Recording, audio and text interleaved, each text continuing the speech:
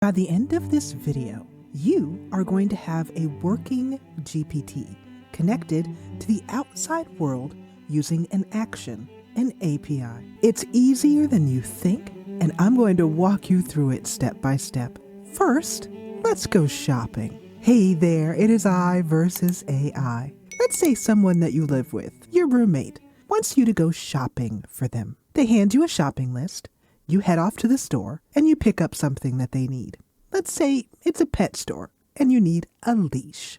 You get the leash, you cross it off your list, you bring it home, and they say to you, "Thanks, you're awesome." That is how an API works. Wait a minute. You might be thinking, this sounds so simple. Well, it really is. I did not know a thing about APIs. But with ChatGPT helping me through the learning process, I was able to connect a GPT action using an API. The first thing to understand about an API is what type of API that you're going to be looking for when you want to connect your GPT to outside services. The most common API that you're going to see is called a REST API. That stands for Representational State Transfer. Don't worry, that's the last time you'll ever need to know those words. You'll see it called a REST API or sometimes a RESTful API. It's sort of like how the internet works. In other words, you're looking at, right now, an internet page with a video on it. This video. Or you're using an app that's showing you this video as well. In order to move to another page, you'd type in the page address, like a different video, or Twitter, or somewhere else. RESTful APIs are doing basically the same thing. It's allowing you to connect to different parts of the internet. However, instead of connecting web page to web page, you're instead connecting from database to database. By the way, this site is one of the best I've found for understanding how REST APIs work. But you really won't need it once I've shown you the basic points, because connecting a GPT to the outside world through an API is pretty simple once you get the hang of it. The most important thing to know are the things that you can do when you go to the store. In the analogy I've been using with you, your roommate is the GPT. You are the API. You're heading off to a database to make a connection and use what's called an HTTP method. In other words, what is it you want to do with the database at the store? The first one I showed you was called a get. It means you're going to the store to get something, in this case, a leash. There are 4 basic methods that you're going to see used most of the time when you try to connect to an outside source using your GPT. Besides the get, there's also the post. And I want you to disregard all of this fancy language here, because all post means is that you're going to take a leash that your roommate gave you. Let's say that she started a business crocheting leashes, and she wants to sell them at the same pet store where you just bought a leash. For that, you would want to post some information to the store, the database. That's a post request. I'll show you how all of this looks using a GPT action. But first, let me show you the 2 other methods that you would use when going to the store for your roommate. The third method is a put method, a put request. Let's say that your roommate has created a leash. It's for sale at the pet store, but she wants to update some information about it. Maybe add some information to the tag of the leash to let buyers know what they're getting. For that, she would want to make a put request. So on the shopping list, it would say put the information that you want to put on the leash, exactly where the leash is, and, well, that involves endpoints. We'll get to that as well, too. The last HTTP method or request that your roommate might make of you on her shopping list is a delete. She wants to stop selling a particular leash that she's been selling at the pet store. She'll ask you to run over to the pet store and remove that leash from the shelf. Delete it.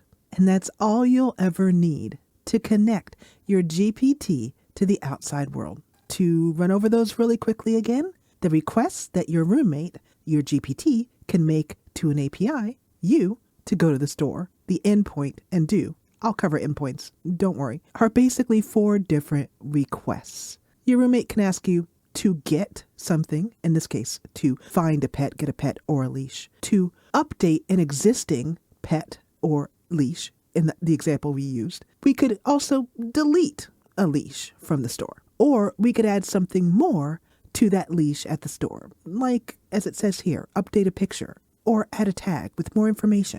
That's it. There, you're so much farther along than you were when you first started this video. There's one more thing to know. Endpoints. An endpoint is nothing more than the location where you are making the request. On this diagram here, you can see that a GET is /pet and then pet ID, whatever that might be. Let's look at the put request, saying we want to update an existing pet. In this case, /pet is the endpoint. That's the place where you're going to go in the store or in the database, find the information that you're looking for, and in this case, update it.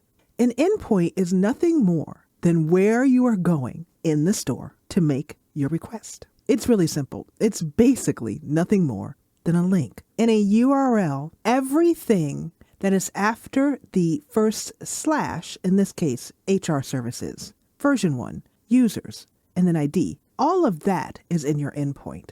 None of this you will ever have to write out. Don't worry. ChatGPT is amazing for understanding how endpoints already work.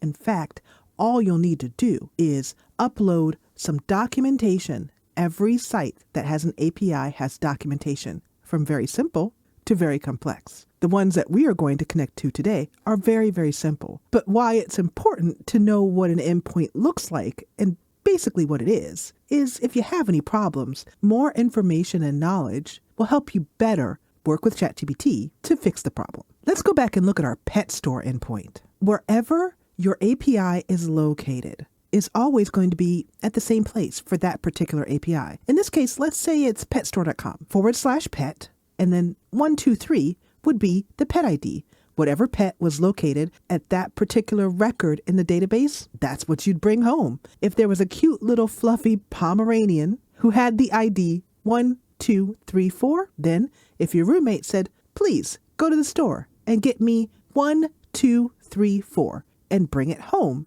you'd come home with a cute yapping Pomeranian. Endpoints can have several different sections to them, like, for example, the post. Each point is basically narrowing down the request to where it is that you need to go in the pet store in order to do the request. In order to upload an image of our cute little Pomeranian, you would need to go to the pet area and then find that pet, 1234, and then upload an image. That's all it is. It's telling it exactly what it is that you're going to do at that particular place in the store. Congratulations. You are now an expert. Well, at least a beginner in understanding how APIs work. Now, let's get down to the nitty-gritty. Set up a GPT and connect it to our first API. I've just opened up a new GPT. In order to do this, you could work with the GPT builder to help you with the beginning parts of building a GPT, but I highly recommend that you skip this step because it tends to make things more confusing than helpful. It's good if you just want to create something basic to understand how GPTs work, but they're really not that hard to understand. Let me show you by heading on over here to the Configure tab, where there are 3 main sections at the top: to name, describe, and give instructions to your GPT. Conversation starters are the same as these 4 randomly chosen conversation starters when you begin a conversation with ChatGPT 4. The knowledge section is where you would upload documents, like a PDF, for example, of all of your class notes for the last semester. If you wanted to create a GPT, that would help you study. The capabilities for web browsing, creating an image, or adding the ability to work with Python code are here, with web browsing, DALL-E, image generation, and code interpreter. But what we're focused on today is here. Create a new action. Whoa, Nelly. Okay, this looks really intimidating, and I'm not gonna lie. When I first came into this section, I just wanted to go to bed. I just wanted to get a cup of tea and go to bed and give up. But it's not as difficult as it looks. The most important thing that you need to understand here is that you're going to take an existing API documentation and get help with the Actions GPT. This will open up in a separate tab. From here, we'll add our API and get what is called a schema. The schema is basically a way, there's a bunch of developers. Everyone has their different way of doing things. In order for all of the computers around the world to understand each other, they had to come up with a simple, straightforward way for all computers to connect.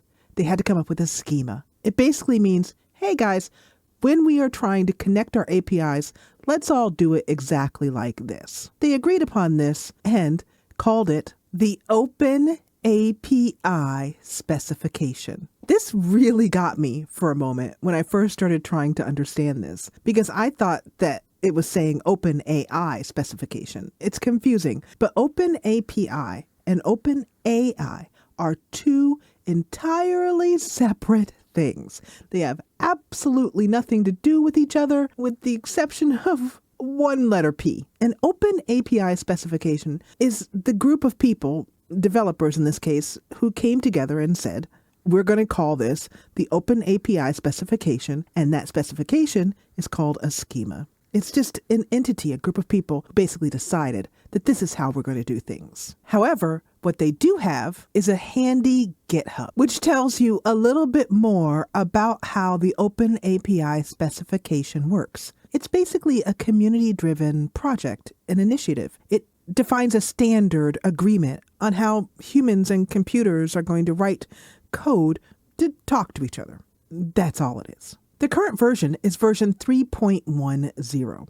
You'll often see that in API documentation. However, if you are trying to connect to an API and it says it uses version 3.0.0, it's still fine. It will still work. It's just that this is the current version. And again, they're trying to corral a bunch of people around the entire planet and update their APIs to this current version. Some people do it, some people don't. It still works. Let's connect to our first API. Now that you understand what a schema is, here is where you're going to enter it, or even better, where ChatGPT is going to create it for you.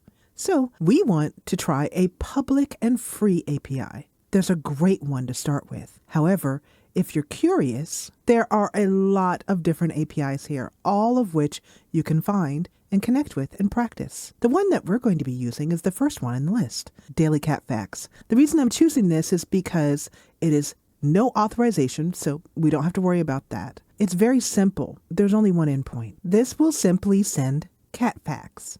Whenever you come to a site that you'd like to connect to the API, you'll need to find the API documentation. Sometimes it's hard to know where the information is located. I'm going to click on Start Developing. It should take us to the endpoint information. Perfect. Let's review what we've learned already. To understand this very simple documentation, at the top, you'll have the base URL. Like I showed you earlier, first part of the URL is the base URL, and then anything that follows that with a slash is an endpoint. Here's the base URL. Here's the endpoint. There's actually only one endpoint that we're going to worry about today, and that is to retrieve and query facts. We just want a cat fact or two or three. You could get user data, but as you can see, it requires authentication, and it's not anything that we're going to need to mess with. We'll talk about models later on after we've done our first schema. For now, we're just going to take all of this information and give it to the Actions GPT. Remember, this was just here at the bottom of the schema. Now, when I was first learning this handy little GPT wasn't here. OpenAI heard how difficult it was for some of us to learn about APIs, and so it gave us its own Actions GPT. It's basically been instructed on how to help you take API documentation and turn it into a schema in a very easy process. Now that we are at our Actions GPT, we just need to ask for a schema. But before we hit enter, there is one thing that we need to instruct the model to leave out, and that is this get user data. In fact, we can either just ask it to leave it out, or even quicker, let's just delete it. We don't need the user data, and it will add that to the schema and just make things more confused. There's only one endpoint we want. We want a cat fact, and we want it now. Here under models, there's one more mention of the word user. I'll remove that as well too. You could also do this by saying, please do not include any information about the user endpoint. I only want to connect to the facts endpoint.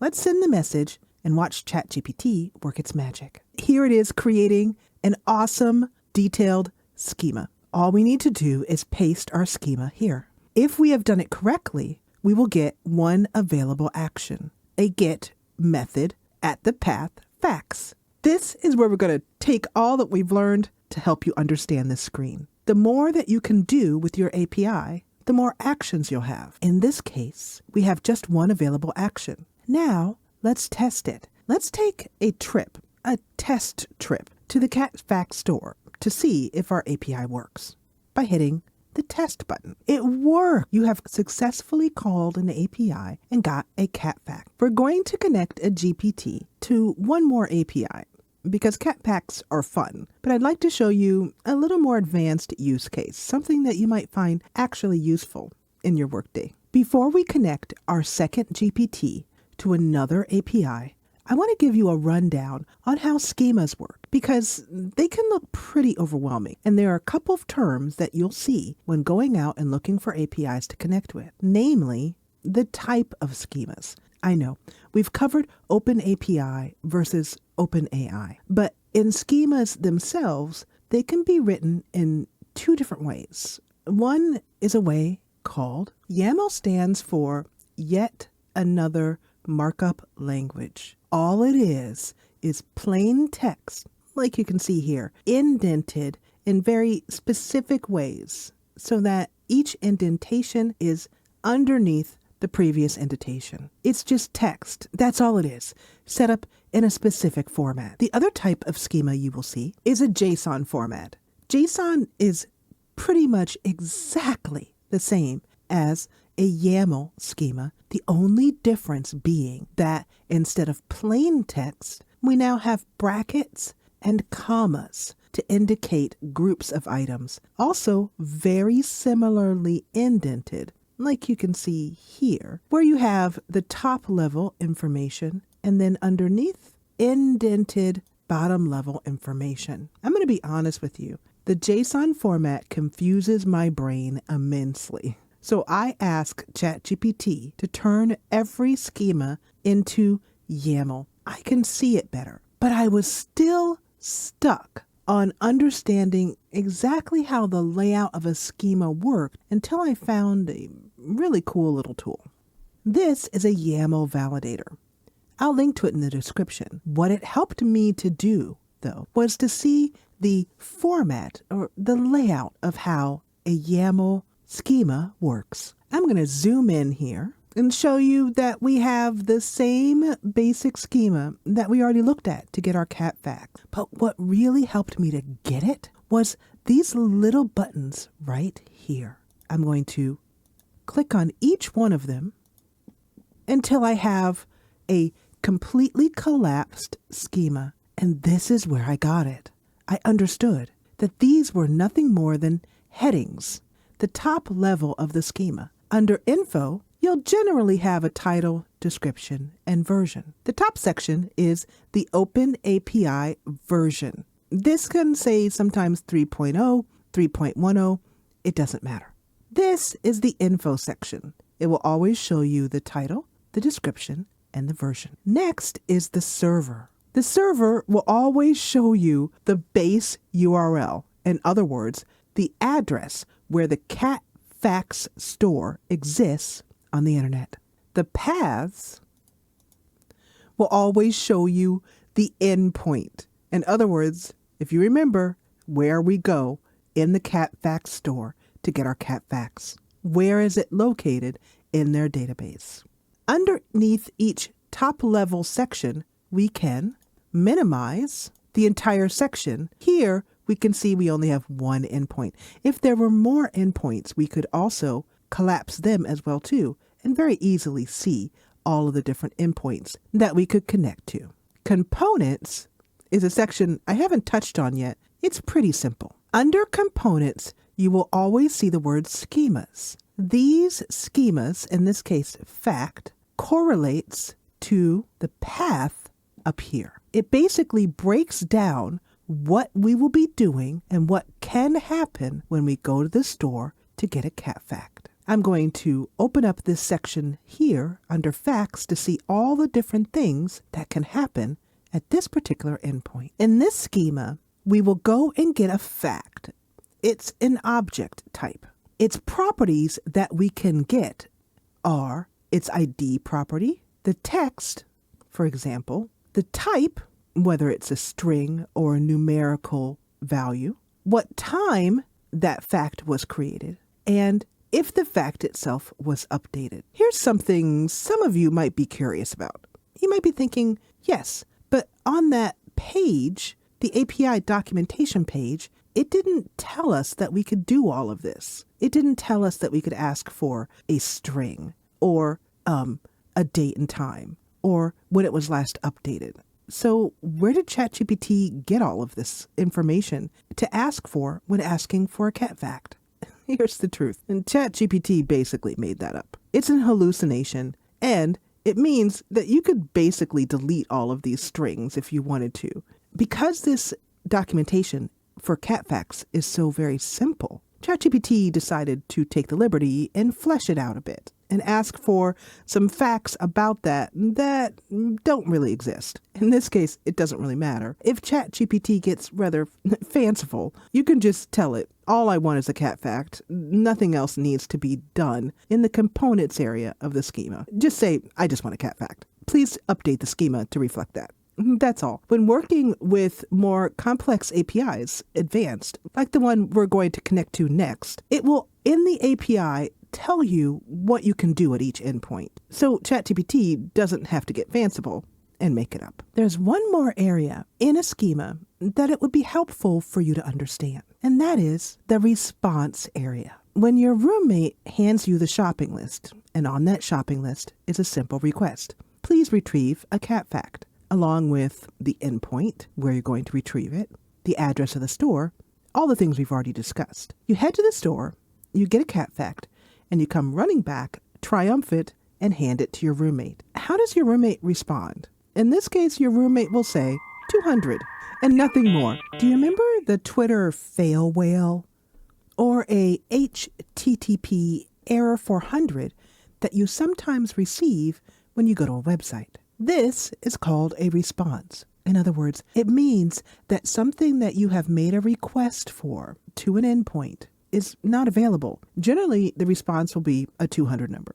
Success, and you'll have a cat fact returned. Otherwise, you'll get a 400 or sometimes different numbers in the 400s.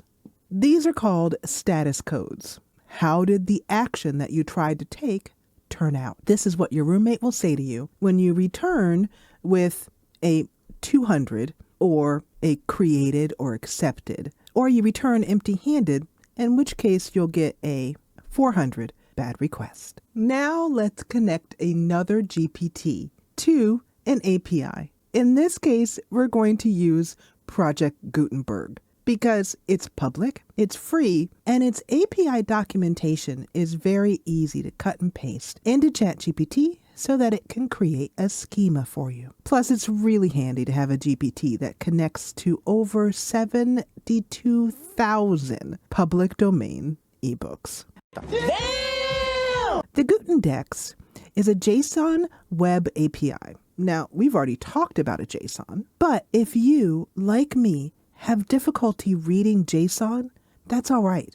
We can simply ask ChatGPT to convert all of this into YAML format, which is much easier to read. So let's start the whole process over again. Heading to My GPTs, clicking Create a GPT, going to the Configure tab, naming, describing, and giving instructions to your GPT, creating a new action, and now you're at that much less frightening blank page because you know what to do now. We're going to get help from Actions GPT. And for this documentation, all I'm going to do is to simply take all of the documentation, select it all, copy it, and with the following prompt, ask ChatGPT to create a schema for me. Please make an Open API schema in YAML format for this API documentation. Toss in the documentation, and let's see what we get.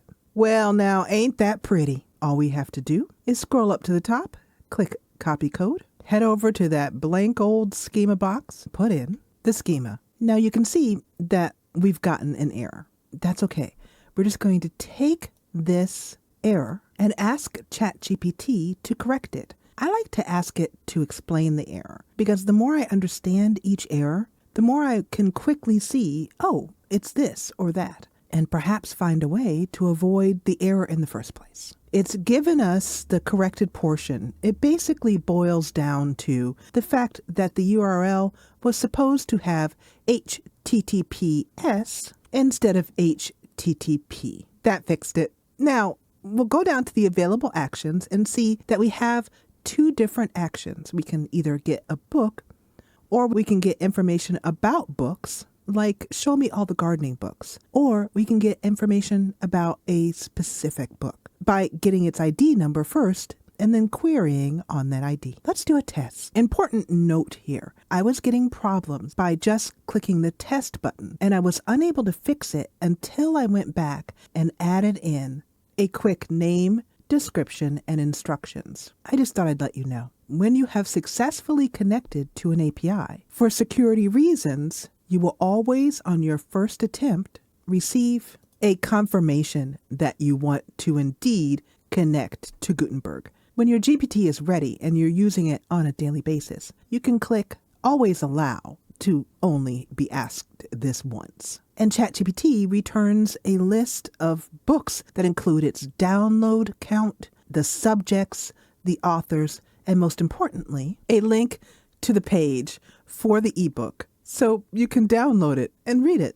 Let's do a test for the second action to get a book by ID. It returns details for the book Frankenstein, along with the author, birth year, death year, subjects, etc. But also it can link directly to the formats that are available for download. So you can say, ChatGPT, give me a link for the top downloaded book, most popular on Gutenberg, with the subject gardening, and link me directly, please, to the EPUB version. Getting the most value out of what your ChatGPT can do with an API means understanding all of the things that you can ask from the API.